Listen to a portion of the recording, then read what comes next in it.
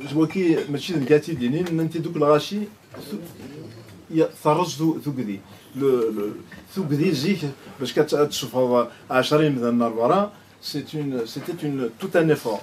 Maintenant الغاشي تفرن الغاشي تمسلاين الغاشي de l'échange. Vous voyez bien que dans les ça c'est un signe qui ne trompe pas. Vous voyez dans les manifs par exemple ici où sont des gens dans les manifs ils interpellent leurs camarades de mascarade, etc. C'est-à-dire, on est comme dans une espèce de, comment te dire ça, dans une espèce de grande agora, l'agora générale, où les gens s'interpellent. C'est formidable. Parce que si, bon, vous êtes, je ne vais pas répéter tout ce que vous savez sur les poncifs, hein, sur le Kabyle et ses velléités de scission et de sécession, etc. Mais aujourd'hui, ça ne marche plus. Vous voyez bien que l'histoire n'est à l'emblème national, l'emblème amazir, etc. Il a vécu. Bien sûr, l'Anrachi qui sont allés injustement en tôle, qui ont fait de la prison, juste parce que, voilà, juste parce que ils représentaient à la mine quelque chose qui du ressort de leur identité. Mais Thugdi, déjà, ça s'est cassé. Ce qu'on a gagné, et j'espère ce qu'on va gagner, c'est, je veux dire, cette capacité à discuter, cette capacité à échanger, cette capacité à avoir du recul par rapport aux événements, et cette capacité à maturation de nos actions, et de se dire, Malish, moi-même je vais aller un peu plus loin, je me dis, même si c'est le mouvement là qu'on est en train de vivre, peut-être qu'à un moment, Rachid Ayoun, j'en sais rien, mais je suis pas un cavalier de l'Apocalypse pour vous prédire des choses qui ne vont pas se produire. J'avance une hypothèse. Même si ça s'arrête, au moins, le Rachid, qu'est-ce qu'ils vont en retenir pour qu'à l'avenir, tout ce potentiel-là puisse se révéler à travers d'autres actions. Et puis, c'est multiforme. Ce sont des marches hebdomadaires. Peut-être qu'on va déboucher sur d'autres types d'actions. Mais tout ça, qu'est-ce qui nous aura appris tout ce qu'on fera dans l'avenir? Ben, c'est ce qu'on est en train de vivre maintenant. Et j'espère, mais franchement, je l'espère, de toutes les manières, ce n'est pas un feu de paille, parce qu'on voit bien que ce n'est pas un feu de paille, parce que ça ne s'éteint pas. Mais j'espère vraiment qu'on puisse en tirer la quintessence de ce qu'on peut utiliser raisonnablement. D'accord. Et toujours en rapport avec cette question de cette contestation, ce mouvement a tenté une grève générale, mais elle n'a pas réussi, en dehors justement de son territoire de prédilection, qui est la Kabylie, bien sûr. Est-ce qu'il y aurait possibilité, dans l'avenir, à préparer des grèves générales, nationales et pacifiques? Certainement, mais le tout, maintenant, on apprend de nos erreurs. Donc, on a vu ce qui n'a pas marché, par exemple, pour la grève générale. On a vu que ça a été très suivi en Kabylie, moins ailleurs, etc. Pour des raisons sociologiques, pour des raisons de maillage syndical qu'on n'a pas... Ceci dit, ça a été suivi en partie. Hein, à Tlemcen, par exemple, ça a été suivi pratiquement, semble-t-il, à 60%. C'est énorme pour une ville dont on n'entendait pas la contestation auparavant. Oui, donc c'est autant de signes qui sont de nature à nous rassurer ou à nous conforter sur la capacité avérée ou supposée de mobilisation qu'il y a au sein de la société. C'est-à-dire que des gens qui sont capables,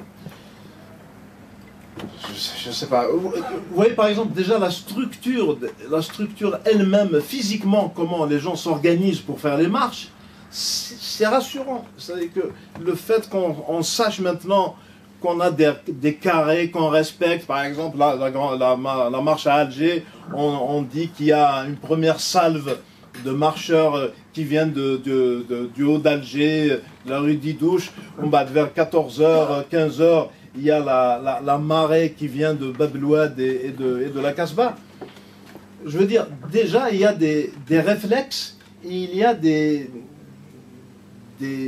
formes d'organisation qui nécessairement, à un moment ou à un autre, vont aboutir à autre chose. Pour la grève générale, les gens qui sont là, qui marchent, parmi eux il y a des ouvriers, parmi eux il y a peut-être des syndicalistes, ça finira par venir. Mais une société qui a été maintenue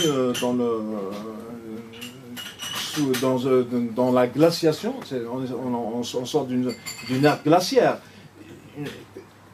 Donnons-nous, c'est-à-dire cette année-là, ça a été une année où déjà c'est une année pour la libération de la parole. Ça c'est important. Et après, il y aura, je peux pas, un tel mouvement qui a un tel souffle, c'est unique depuis l'indépendance. Ce mouvement-là ne peut que, voilà, que se multiplier et se démultiplier dans les syndicats, il y aura d'autres formes d'organisation.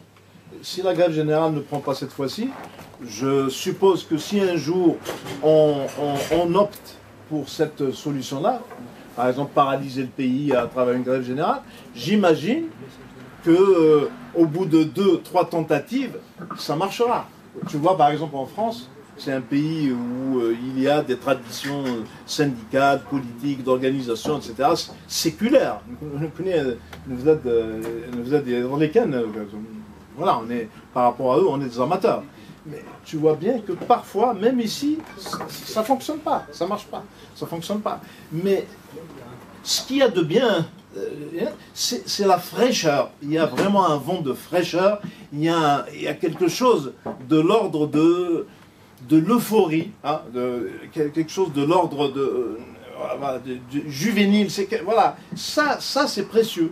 Si on pouvait garder ça, c'est notre, c'est notre assurance tout risque. On peut, voilà. Saïd, quand on entend à Alger les jeunes principalement crier Qasba Bablouadi Maziran, ou même dans leur année Timouchen Touharani Maziran, est-ce que ce mouvement a permis en partie aux Algériens de se réapproprier leur amazérité? En fait, la majorité, elle était toujours là, mais si tu veux, les différents pouvoirs ont fait en sorte pour que, par exemple, les gens de Bablouad, la Casbah, etc., qui sont, pour ceux qui connaissent Alger, la Casbah et Bablouad, bon voilà, quand tu dis tu défonces des portes ouvertes en disant que c'est composé aux 3/4 de l'Aqbaïl, voilà, c'est vraiment défoncer des portes ouvertes. Mais on a toujours joué sur cette rivalité créée de toutes pièces, et qui est de l'ordre de machiavélique, à savoir de diviser et machin, et on voit bien que en moins ça, ils peuvent plus. Parce qu'ils ont essayé au début, je ne sais pas si vous vous rappelez, au début ils ont essayé. Ils ont essayé avec l'histoire du drapeau amazir, machin, etc. Ils ont essayé ça. C'était ça qu'ils voulaient clairement dire que la sève du mouvement, les Maziran, etc. Donc on va leur couper les pattes et on va les couper du reste du pays. Et on voit bien que ça ne marche pas parce que les gens, ils ont de la mémoire. Moi, je pense que dans cette histoire, les seuls qui n'ont pas de mémoire, c'est le système en lui-même. Il n'a pas de mémoire, déjà de la mémoire de ses propres manœuvres de manipulation. Parce qu'ils avaient de la mémoire. Zalamblé, ça c'est des trucs qu'ils ont essayé de tout temps. Voilà. Et les gens qui sont là, qui ont 20, 30 ou des gens de notre âge, qui ont vécu quand même 80, qui ont vécu des choses là, on a de la mémoire. On sait que par quoi on est passé. Et ça finit par...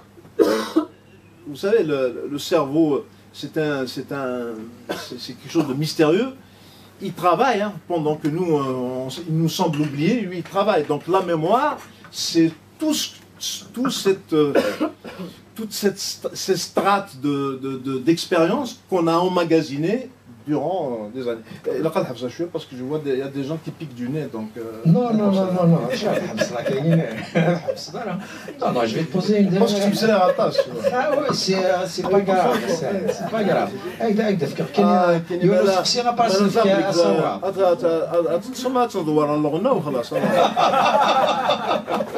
C'est pas mal.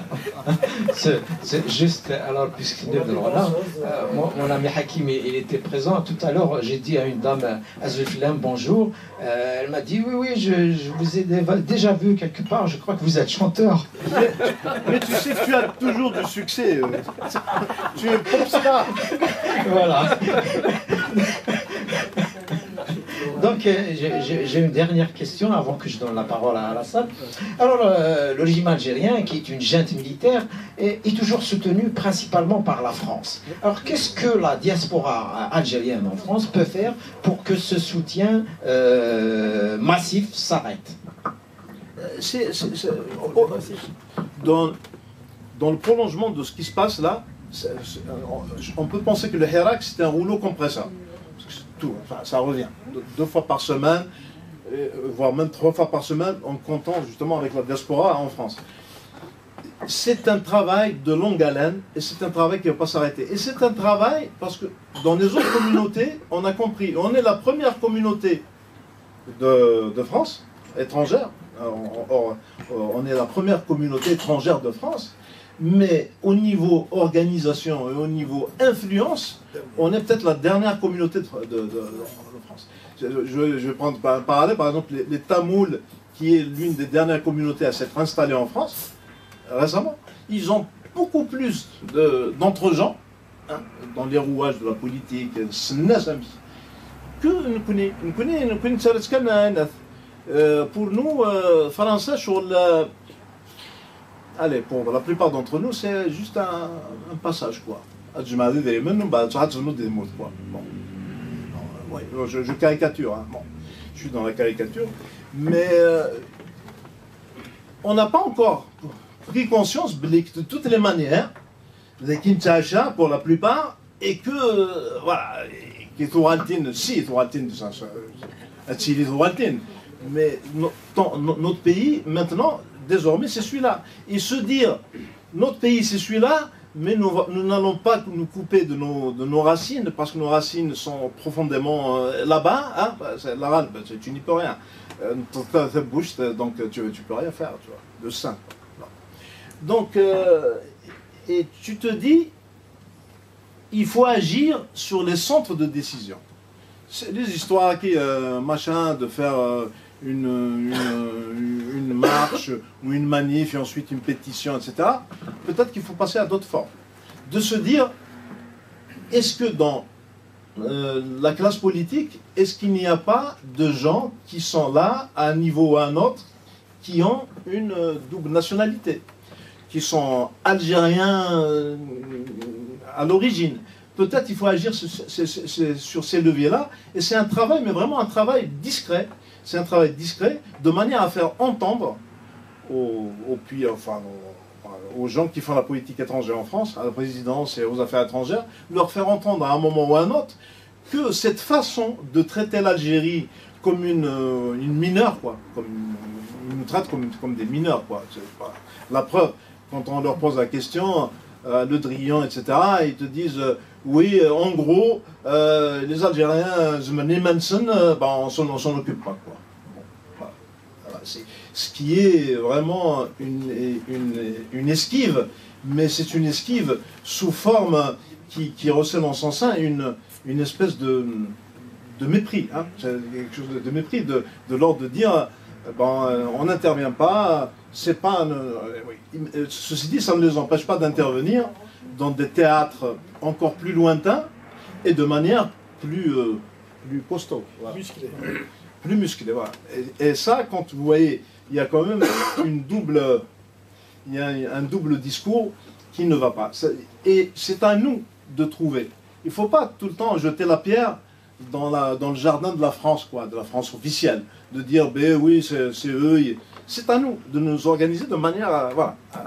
Il faut qu'on nous entende, et puis il y a différentes façons qu'on se fasse entendre. Il y a la littérature, il y a le cinéma, il y a le théâtre, il y a la politique, même il y a des préfets, des sous-préfets, des gens qui sont de hauts fonctionnaires dans l'État, qui sont d'origine algérienne.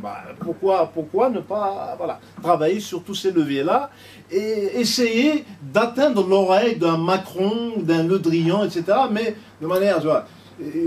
L'histoire de France, par exemple, c'est fait dans les alcôves, c'est fait en secret. C'est pas dans des assemblées, et c'est fait, voilà. Et on a utilisé tel ou tel pour atteindre ce qu'on appelle l'oreille du puissant. Donc, faisons en sorte pour faire ce travail-là d'entre gens et faire ce qu'on appelle qu'on soit une communauté, mais une communauté qui agit comme un lobby. Voilà.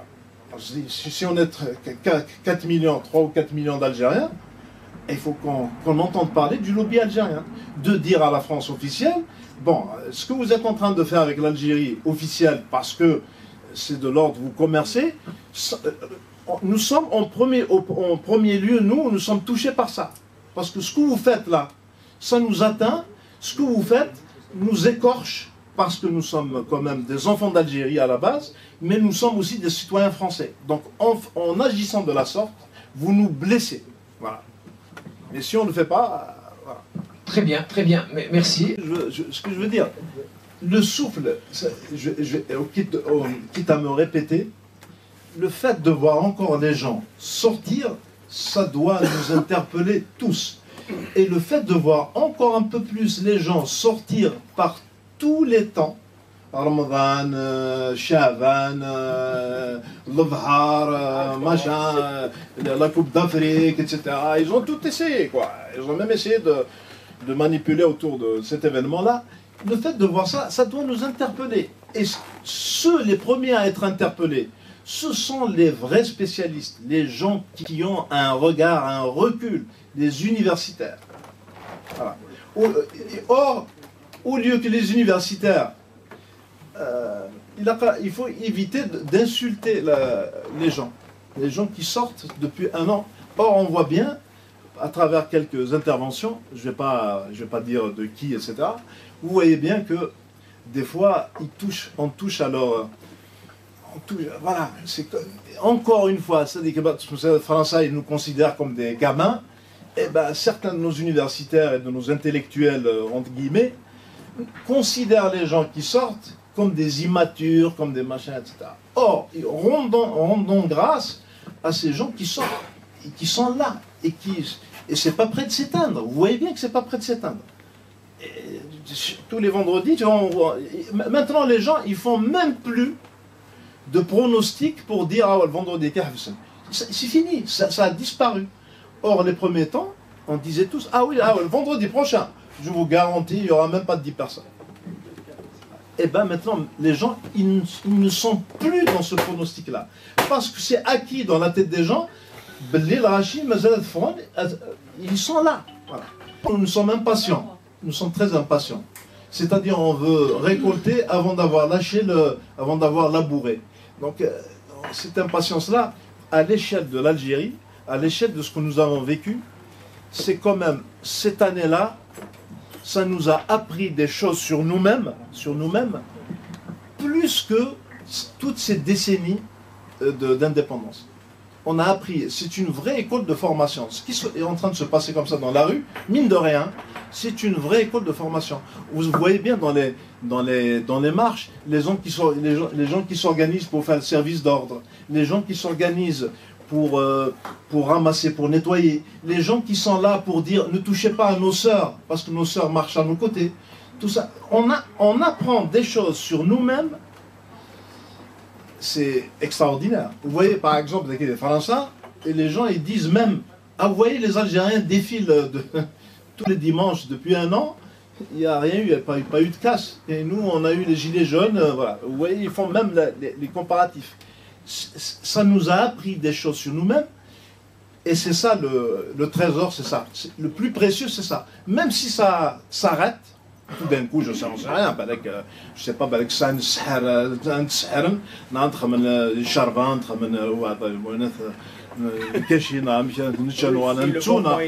vendredi, c'est-à-dire on passe directement du jeudi au samedi, j'en sais rien. Ils sont capables de tout. Mais nous avons au moins ça, C'est un trésor, voilà. C'est précieux. Ben là, on va écouter notre ami qui est journaliste depuis de longues années. Et nous sommes heureux qu'il soit parmi nous. Hein, voilà. Aussi expert que ça. Je dis rien. Nous sommes des experts. Je dis rien. Voilà, donc c'est pas vraiment une question, mais des observations. Alors déjà, qu'est-ce qui a changé? Écoute, quand tu entends Oulhelou, pouvoir assassin, on chante pour assassin, Annaba dans les mains de Gaël Salah, le pays a changé. Je suis désolé, quand il veut ou non, c'est important. Vous imaginez Oulhelou, on chante Oulhelou à Annaba? C'est énorme. Enfin, c'est anecdotique. Mais c'est important.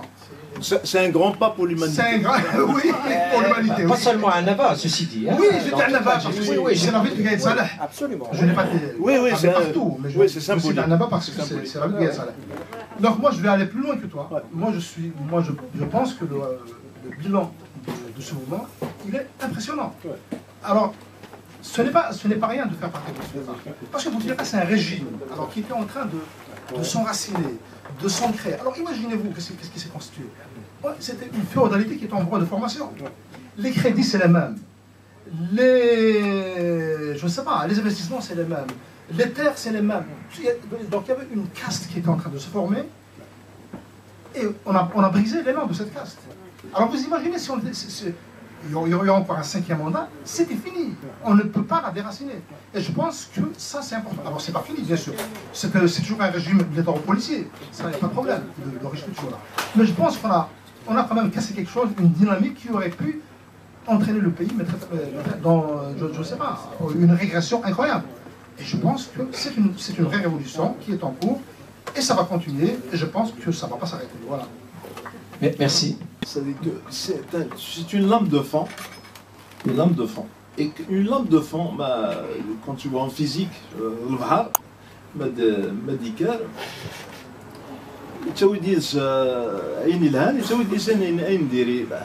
il faut faire avec. Moi je pense qu'il faut faire avec. Il ne faut pas avoir peur. Tant que ça reste au niveau du débat civilisé, quoi. Tant que ça reste, voilà. Tant qu'on ne retourne pas aux années 90, c'est parfait, c'est pas grave. Moi, je crains rien. Les généraux à la poubelle. Moi, quand je suis dans les manifs, c'est vraiment ça que j'entends. Voilà. Je me dis que les gens, ils ne perdent pas le Nord. Parce que, en fait, c'est ça. Le Nord, c'est ça. Mais sérieusement, il n'y a pas de crainte à avoir. Et puis, comme on dit aujourd'hui, on a refusé de caporaliser le mouvement. Ce mouvement refuse d'avoir une verticalité. Il refuse d'avoir des chefs. C'est ça, hein, aujourd'hui. Adi Karioun, d'ailleurs, vous avez vu le sort qui a été réservé à tous les gens qui ont essayé de dire « Ah, nous connaissons etc. On va aller dire Qara à le mouvement. » Vous voyez quel sort leur a été réservé. Parlez pas. Donc, puisque c'est ainsi, je veux dire, puisque tu refuses la verticalité et de dire on reste dans l'horizontalité, et il faut accepter que ça soit traversé par des courants divers et variés. C'est comme ça. Je veux dire, la nature a horreur du vide.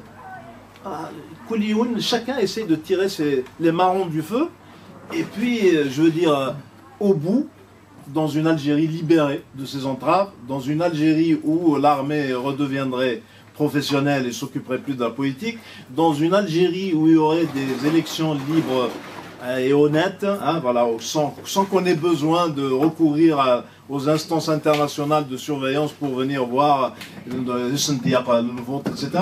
Dans une Algérie où il n'y aura pas de prédation, dans une Algérie où, voilà, je fais de l'anaphore, mais bon, mais ça c'est un travers de professeur. Hein. Bon, mais dans cette Algérie-là, eh ben,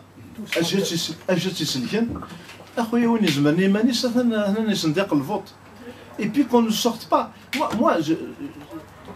Vous voyez ce qui s'est passé en 91 avec les élections. Ils ont arrêté le processus électoral parce que c'est le fils qui était en premier, pour nous proposer quoi?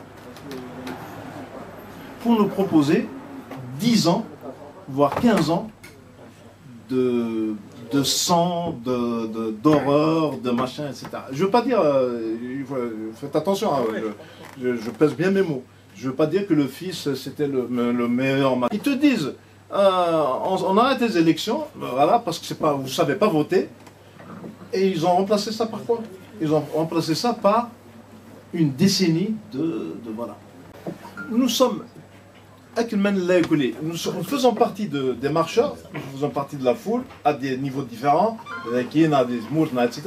Mais aucun d'entre nous n'a la solution idoine, ou bien aucun d'entre nous n'est en mesure d'aller s'élever sur un pinacle pour dire aux gens il faut qu'on commence à s'organiser. Hein. Maintenant, il faut qu'on commence à faire le choix. Hein. On choisit. Vous avez bien vu. Est-ce que vous voyez, il y a des gens qui étaient promis à cette tâche-là, qui étaient promis à devenir des... Vous les voyez comment ils se font discrets pour ceux qui restent dehors. Hein. Je ne parle pas de ceux qui sont embastillés. Hein. Maintenant, on dit arrachés maintenant. Voilà. Je ne parle pas des gens qui sont en tôle. Hein. Je parle de potentielles figures d'icônes supposées ou avérées qui pourraient être les chefs de file. Vous les voyez bien, ils se font discrets. C'est pas juste parce qu'ils ont peur de se faire arrêter. Parce qu'ils savent que ce mouvement-là ne ressemble pas aux autres. C'est pas un mouvement de nature insurrectionnelle. Ouais, c'est pas une insurrection. Où à la tête, tu auras un Fidel Castro ou un Mao Tse-tung voilà, qui va dire à l'attaque non. Vous voyez bien, c'est un mouvement de nature qui brasse, de nature... voilà, il y a de tout. Il faut du temps. Il faut du temps pour qu'on puisse en tirer la sève et la quintessence. Mais et moi, je ne suis pas partisan d'une structuration quelconque, parce que la structuration, le système en lui-même, c'est ce qu'il cherche. Pourvu qu'il ait des gens désignés pour discuter avec eux et pour pouvoir les phagocyter. Voilà. À partir du moment, sache qu'à partir du moment où tu vas désigner des gens pour parler en ton nom, eh ben, voilà. Bonjour la catastrophe. Un an, c'est rien du tout. À l'échelle de ce qu'on a connu, c'est zéro, quoi. Un an, je veux dire, allez, si je devais donner un âge pour l'indépendance algérienne, on va dire c'est l'an 1 de l'indépendance. Parce que tout ce qu'on a vécu avant, c'est de la confiscation. On nous a confisqué notre indépendance. C'est l'an 1. Et un pays qui a un an d'indépendance, c'est rien du tout. Hein. Quand on aura 2, 3 ans, 4 ans, 5 ans d'indépendance, que les gens... voilà. Selon moi, je ne vais pas répondre Farhad Abbas qui disait qu'il a cherché des traces de la nation algérienne, Tchoufer, etc. Je veux dire, nous sommes une nation tellement ancienne, nous sommes une nation qui a tellement résisté à pire que ça. C'est une nation qui a su résister, qui a échappé 6 à 7 siècles d'occupation turque. C'est immense. 132 ans de colonisation, mais de colonisation pas du type club méditerranéen, avec des enfumades, des machins, napalm, Siakarp, etc. Mais ils ont tenu. C'est une nation... Moi, des fois, je dis je suis fier d'appartenir à cette nation-là, parce que dans ses ressorts, elle nous a toujours montré, elle nous a toujours étonnés. Ah, tiens, le dernier en date, là, ça ne nous étonne pas. Et quand on parle, par exemple, arabophone et mazéophone, quand on voit la manière avec laquelle, tiens, notre camarade de l'AFP nous l'a rappelé tout à l'heure, et vous voyez que ça relève un peu le niveau. Nous avons l'AFP la prochaine fois avec Reuters, peut-être même ABC, tout ça. Voilà. On peut l'applaudir, hein, notre ami. Il fait l'honneur de venir au café littéraire, bien sûr. Il y aura le café littéraire interstellaire. Donc on aura des extraterrestres. Donc, sérieusement, c'est une nation. Il y a des ressorts. Il y a des ressorts.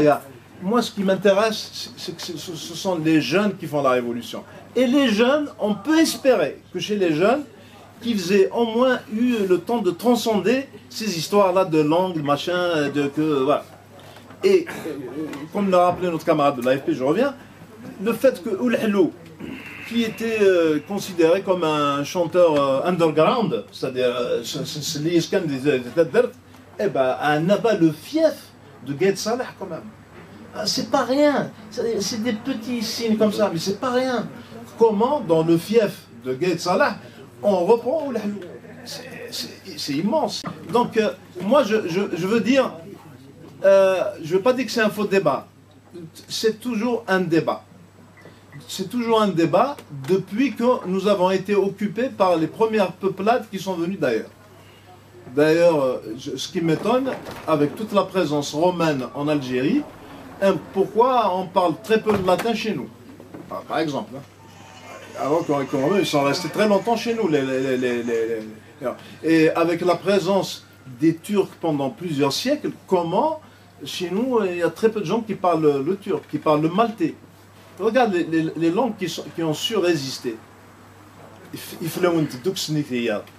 Les langues qui sont restées, Tamazirt, dans ses différentes déclinaisons, et l'arabe populaire. Il a l'air d'être un grand spécialiste. Bonsoir à toutes, bonsoir à tous. Les deux éléments, masculin et féminin, de Nice. Et bonsoir à vous. Merci pour l'exposé. Vous avez parlé tout à l'heure d'une idée que je soutiendrai volontiers, celle d'appréhender les hauts fonctionnaires. La perspective justement de fonder soit ce lobby algérien, de renforcer, de sensibiliser auprès de l'Élysée ou ailleurs. C'est-à-dire qu'il faudra peut-être, enfin, j'aimerais que ce soit dans la discrétion. C'est quoi la discrétion? Comment les appréhender ces hauts fonctionnaires? On peut les appréhender, mais à titre individuel, collectif. Le collectif, c'est qui?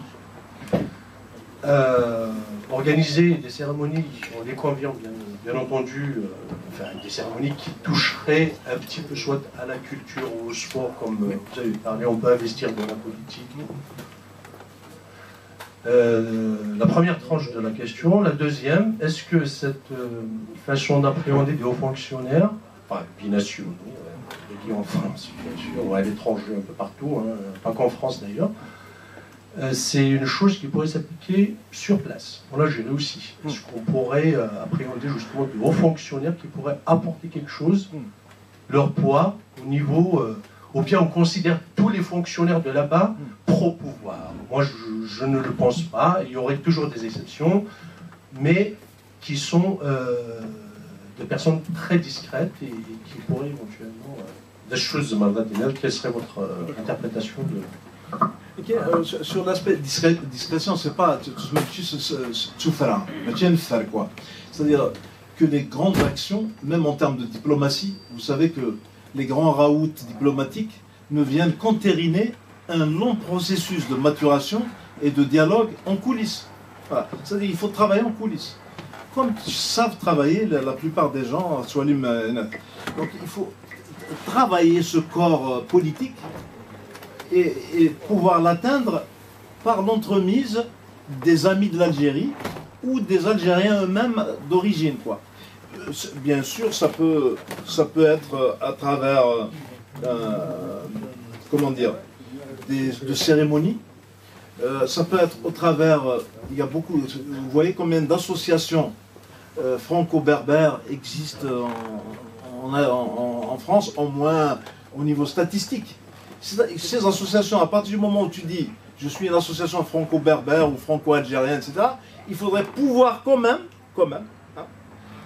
pouvoir agir, ne pas seulement attendre des subventions, mais agir, faire un travail de telle sorte à ce qu'on montre aux autres, comment dire, la vitalité de ce mouvement et comment je peux la montrer. Je la montre à travers des actions, à travers, par exemple, je peux organiser dans des endroits divers et variés, dans des mairies ou dans des multiples endroits de France, de ramener par exemple des orateurs, des spécialistes, que ce soit des écrivains, des cinéastes, etc., vous dire voilà, vous voulez savoir ce que c'est le Hirak? Ben voilà, il va venir vous en parler. Et surtout, ce qui serait bien, c'est pas nous, on est des anonymes, hein, de gens, de vrais gens connus en France. C'est-à-dire qui ont, voilà, qui ont quoi. Et ces gens-là, c'est par eux que notre parole peut parvenir. Et une communauté aussi importante en millions, c'est pas possible qu'on puisse rester comme ça sans pouvoir agir. C'est du gâchis, de la déperdition. Des deux côtés, ceci dit. Hein. C'est du gâchis. Il faut à un moment ou à un autre, il faut qu'on arrive à parler aux décideurs.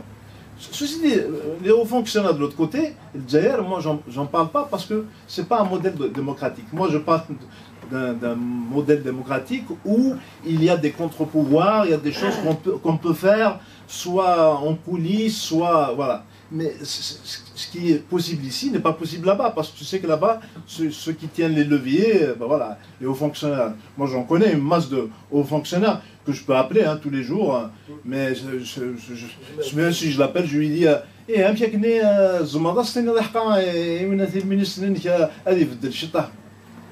ça se passe pas comme ça. Même si vous le connaissez, ils n'ont aucun pouvoir de faire. Et ce travail-là, c'est un travail de longue haleine. C'est comme le Hirak, 1 an, c'est rien du tout. Ça, c'est un travail à mener, mais sur des années. Voilà. Moi, je vois par exemple des initiatives sur Internet, et ici, il y a des dames qui sont là, je vois leurs initiatives en faveur des droits des femmes, qui sont consensuelles. Et moi, j'apprécie ça. C'est-à-dire que déjà, le fait de s'occuper de problèmes et de questionnements universels qui touchent l'homme, la femme, le citoyen, etc., le citoyen universel, et que ça soit fait par des Algériens d'origine, des Algériennes d'origine, c'est déjà une manière de montrer aux autres notre énergie et notre vitalité. Et de dire aux décideurs en France que si nous écoutaient, l'Algérie, ils pourraient dans l'avenir, commercer avec l'Algérie, parce que c'est ça qui les intéresse. Ils pourraient commercer de manière un peu plus apaisée, un peu plus intelligente. Parce que là, ils auront affaire à des gens qui ne vont pas leur mettre le couteau sur la gorge, mais ils ont affaire à des partenaires, pas des escrocs, pas des contrebandiers. Quoi. Voilà. Et que leur intérêt, c'est d'avoir de l'autre côté un régime démocratique qui puisse respecter les termes d'un contrat passé dans les règlements des contrats internationaux, etc. Et qu'il y ait des canaux de discussion qui ne soient pas rompus à la première grippe. Tu vois, à chaque fois que quelqu'un va tousser d'un côté comme de l'autre, et qu'il y a allez, crise diplomatique entre Alger et Paris. Il y a une crise diplomatique entre Berlin et Paris, entre Washington et Paris. Vous avez entendu parler de ça? Voire même entre Dakar et Paris, vous avez entendu parler de ça? Voilà. Donc, il n'y a qu'avec nous que ça se passe comme ça. Il faut établir de vraies relations. Et pour établir de vraies relations, il faudrait qu'on puisse, eux, qu'ils comprennent, à travers ce travail de lobbying, qu'ils puissent se dire que notre intérêt, c'est d'avoir de l'autre côté un vrai pouvoir démocratique, réellement élu, et des gens normaux, quoi. Pas des gens qui vont se promener avec un revolver au ceinturon. Voilà. J'ai répondu là. Oui. Non, mais sinon, je peux faire des prolongations comme un rappel pour les artistes. Hein.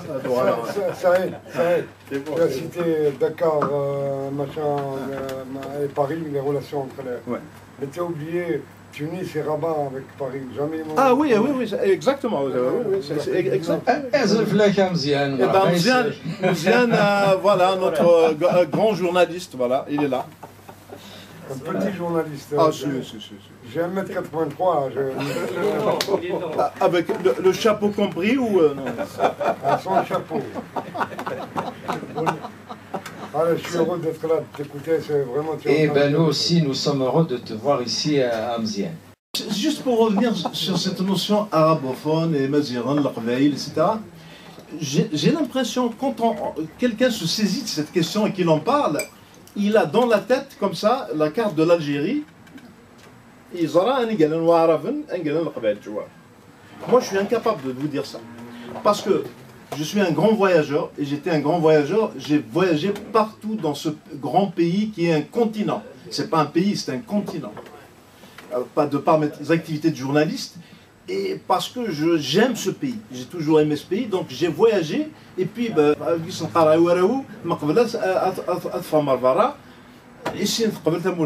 voilà. Aujourd'hui, c'est vraiment pas le cas. Il y a beaucoup de gens qui parlent de l'Algérie. Hélas, hélas, hein, il y en a beaucoup de gens qui ne la connaissent pas. C'est-à-dire, comme ça, dans ces profondeurs. Et quand, par exemple, quand je me dis qu'il est Araven, où se situe la frontière? Moi, je ne vois pas de frontière. Parce que, le Qbaïl, un tafem, un gathroham, un tafem. Un gathroham, un tafem. Ils sont dans des endroits aussi improbables, et Mouziane peut vous en dire, qui a fait beaucoup de reportages tout à l'heure, il faut vous en parler. Un gars, je suis là.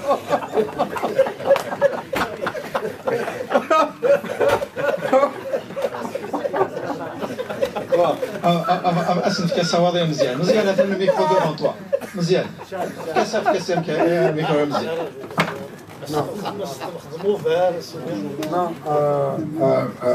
Bonsoir Zilan. Saïd, nous étions ensemble tout à l'heure et puis nous sommes souvent ensemble, moi et Kassem, qui a été mon rédacteur en chef. Mais surtout, je suis content de te revoir aujourd'hui et j'ai envie de te redire merci pour avoir créé ce café littéraire qui dure depuis quelques années et qui est formidable. Je crois que le projet, je crois que le thème de ta discussion de ce soir, c'était nous interroger sur ce que va donner ce mouvement qui va avoir le 22 février un an d'anniversaire. C'est un enfant d'un an, mais c'est une révolution qui a un an. Mais les révolutions en Algérie, on a plusieurs, puis on a cité quelques-unes. J'ai cité quelques mouvements populaires qui ont fait avancer la chose démocratique en Algérie. Moi je voulais te dire, Saïd Kassem, toi qui as été un observateur averti de la scène algérienne, est-ce que tu estimes sérieusement que nous avons des chances d'aller vers cette démocratie qu'on souhaite, de laquelle on rêve? Voilà. Je parle en fonction des informations que tu as déjà reçues, de celles que tu sais et que tu ne dis pas.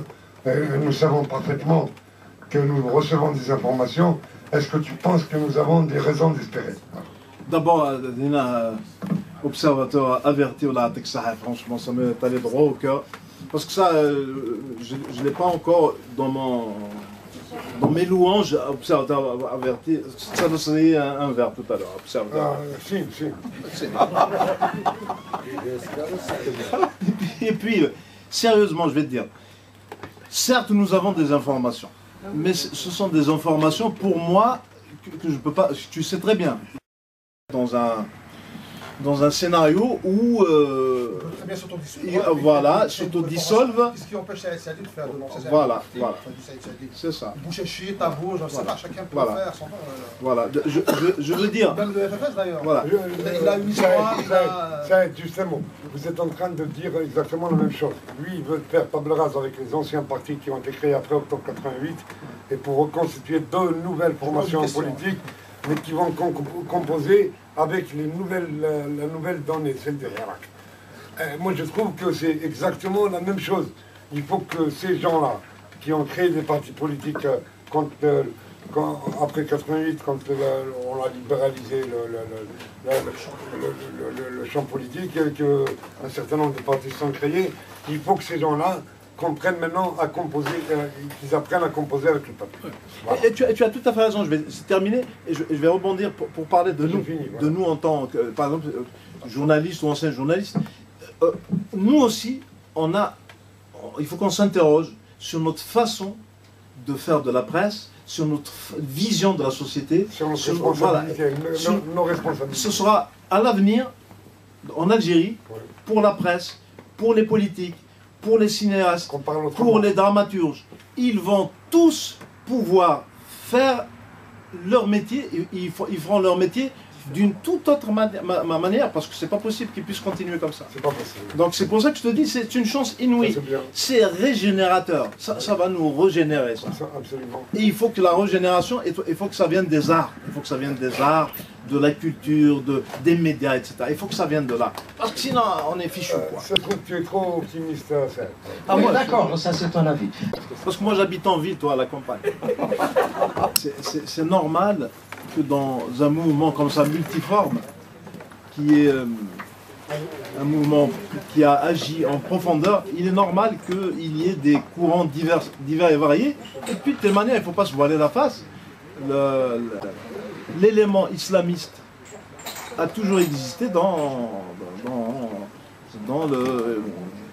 l'arc-en-ciel politique algérien. Il a toujours été là. Et aujourd'hui, c'est normal que dans le Hirak, il y ait des islamistes, des berbéristes, je ne sais pas si tu même des maoïstes, ou je ne sais pas mon qui voire même des partisans de Maradona, j'en sais rien. J'ai au moins une prétention, j'ai dit et je le redis, je ne suis pas spécialiste, mais au moins j'ai une prétention, c'est que je connais l'Algérie. Je connais l'Algérie, je veux dire, par mon travail, j'ai voyagé, j'ai sillonné ce pays-là. Je connais, c'est-à-dire que toutes les choses à laquelle on peut penser, à l'épreuve du terrain, le terrain nous détrompe toujours. Tu peux aller dans le fin fond d'un bled autre que la Kabylie, quelque part, Saïd, Atia, Retouarg, là, je sais pas. Tafad al-Rachi qui vont te sortir un discours libéral, machin, alors que tu t'attends le moins. C'est-à-dire qu'il ne faut pas s'arrêter juste à des expressions comme ça, à celui qui va gueuler le plus fort, de dire allez, allez, Anamou, tu vois. Voilà. C'est facile de dire ça. Et dans les manifs du vendredi, tout ça, le slogan le plus entendu, Bablouad, alors c'est pas Bablouad, non, Imazir. Si je peux me permettre, je pourrais dire quelque chose sur cette question lancinante de l'islamisme, des islamistes en Algérie, parce que chacun en joue un peu trop. D'abord, les islamistes ont le droit à la politique. Si nous voulons être dans un État démocratique, les islamistes aussi ont le droit de s'exprimer et d'avoir des partis politiques. Bien sûr, il y a des gens qui ne vont pas partager mon point de vue. Mais il faut qu'on apprenne de nos échecs. J'ai écrit un livre qui est sorti au mois de novembre 2002, qui a été publié à Bruxelles dans pratiquement aucun média, ni algérien ni français, n'en a parlé jusqu'à aujourd'hui, mais qui est aujourd'hui dans toutes les grandes bibliothèques universitaires du monde, y compris aux États-Unis, dans plusieurs universités, où je raconte ce qui s'est passé en Algérie depuis les années 80 jusqu'à 2002. Parce que il faut voir les faits tels qu'ils sont, et les faits sont têtus. Le fils a été toléré, il est devenu un parti politique, il a gagné les communales du 12 juin 1990. Et il a eu, à ce moment-là, 4 500 000 voix. Il y a eu l'élection, le premier tour des législatives du 26 décembre 1991, et le fils a perdu au cours de route 1 500 000 voix. Déjà, à ce moment-là, le fils en réalité n'a jamais été majoritaire. Le fils a gagné proportionnellement, il a eu 24,7% des suffrages. Donc si on avait écouté par exemple un homme politique comme Hassan Ahmed qui a demandé à ce moment-là la proportionnelle, le fils aurait été gérable. Et il pouvait être gérable. Les généraux algériens sont les premiers responsables, après les gens du fils qui ont assassiné. Les islamistes, ce n'est pas des enfants de cœur, bien sûr, mais les premiers responsables, c'est la sécurité militaire algérienne. Et qui a voulu, en réalité, arrêter le processus démocratique, pas le processus électoral. Et nous connaissons aujourd'hui les résultats. Est-ce qu'on va refaire les mêmes erreurs aujourd'hui? Il ne le faut pas. Les Tunisiens nous ont donné une leçon politique. En Tunisie, il n'y a pas eu de 100 000 morts. Ils ont eu exactement les mêmes soucis et ils les ont gérés. Ils viennent de faire une élection présidentielle à 2 tours. Une élection tout à fait correcte. Même si celui qui est élu, il porte ses idées qu'on peut ne pas partager par ailleurs. Un autre atout, c'est que l'Algérie a évolué. Moi-même, je me sens déphasé par rapport à ce qui se passe dans l'Algérie d'aujourd'hui. Beaucoup de nos intellectuels ressassent les erreurs et les situations des années 90. L'Algérie a changé. Et regardez le nombre de femmes qu'il y a dans la rue. Est-ce que les islamistes ont disparu? Bien sûr que non. Bien sûr qu'ils sont dans le Hirak. Est-ce qu'ils sont majoritaires? Je ne pourrais pas dire oui. Je ne pourrais pas dire non non plus. Vous comprenez? Donc, il faut savoir raison garder et ne pas se permettre de dire que tous les Algériens sont comme ça, tous les Kabyles sont comme ça. Nous n'avons pas d'outils. Mon ami Saïd le disait, et à juste titre. Nous n'avons pas de sociologues, nous n'avons pas de scientifiques qui nous donnent la réalité de la situation. J'ai beaucoup d'amis Kabyles que je respecte, qui sont dans différents mouvements et qui disent souvent des conneries sur la Kabylie. La Kabylie, seulement la Kabylie. La Kabylie, nous ne la connaissons pas. Nous sommes majoritairement kabyles ici et nous ne connaissons pas la Kabylie. Nous nous limitons à une région, à des clichés. Le pays arabophone a évolué. Il a évolué de manière extraordinaire. Et moi, je vais vous dire, je vais me permettre, je suis très optimiste pour ce qui se passe en Algérie. C'est la première fois que ce peuple s'est retrouvé. Alors les gens disent « Khawa, Khawa, c'est pas bien ». Peut-on être contre la fraternité? C'est l'une des plus belles valeurs kabyles, la fraternité. Donc, nous n'avons pas toutes les solutions, nous n'avons pas toutes les réponses aux questions. Les questions sont légitimes, et la vigilance aussi. Mais pour une fois, nous pouvons construire quelque chose. Pour une fois, dans l'histoire de ce pays, nous pouvons construire quelque chose. Mais ce n'est pas gagné. Voilà ce que je voulais dire. Moi, j'ai fait quelques manifs à Alger. Le vendredi, après la prière à Al-Jamoua, il faut voir, tous les gens qui viennent de Belcourt, c'est plus que d'ailleurs c'est de Tablouette. On les entend avec les slogans du fils et tout ça. Ali Belhadj, il a fait de très nombreuses des interventions sur YouTube, ils sont surtout, donc il est là, Ali Belhadj, il est là. Et puis il y a eu un événement assez important qui pouvait nous permettre de jauger un peu l'importance des islamistes dans ce mouvement. C'est la mort d'Abbassi Madani, il a été enterré à Alger. Il n'y avait pas des centaines de milliers de personnes, je suis désolé. On avait 10-15 000 personnes. Ce n'était pas le million de personnes qu'on attendait. Donc voilà, ce n'était pas du tout la différence. Donc les islamistes, ils sont là, mais le reflux, il existe. La société algérienne a changé. Les jeunes Algériens n'aspirent pas aujourd'hui à aller au maquis, je ne sais pas trop, Christelle. Non, ça a changé. Alors ce que tu disais tout à l'heure, effectivement, il y a eu, je vais juste nuancer un petit peu, le fils, entre ce qu'il a eu en 90 et un an après, il a perdu 1 million de son mémoire. Il y en a quelques-unes qui sont remontées sur Hamas Nada, mais effectivement, il a énormément perdu. Donc je pense qu'aujourd'hui, les islamistes, s'ils devaient participer aux jeux politiques, sincèrement, je n'ai pas l'inquiétude.